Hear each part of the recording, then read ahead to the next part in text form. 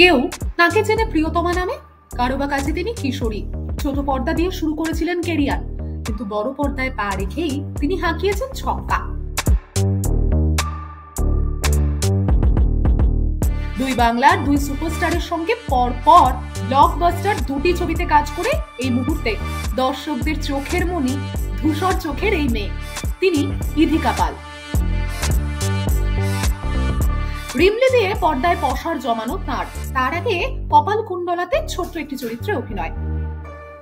রিমলিতে তার বিপরীতে ছিলেন জন ভট্টাচার্য, কিন্তু খাদানে দেবের বিপরীতে তিনি নায়িকা, বরং জন ছিলেন একটি পার্শ্ব চরিত্রে।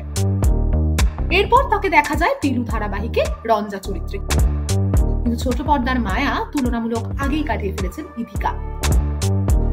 তবে যেই মেয়েকে এখন সকলে ইধিকা নামে চেনে, তার অন্য আরো এক নাম রয়েছে।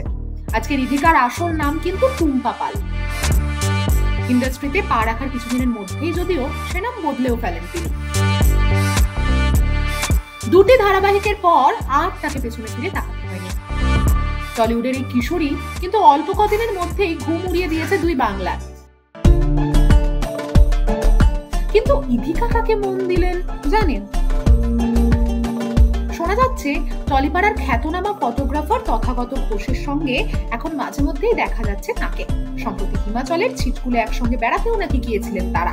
তাদের সাম্প্রতিক ছবি নিয়ে বেজায় চর্চা শুরু হয়েছে, যদিও এখনো এই নিয়ে মুখ খোলেননি ইধিকা।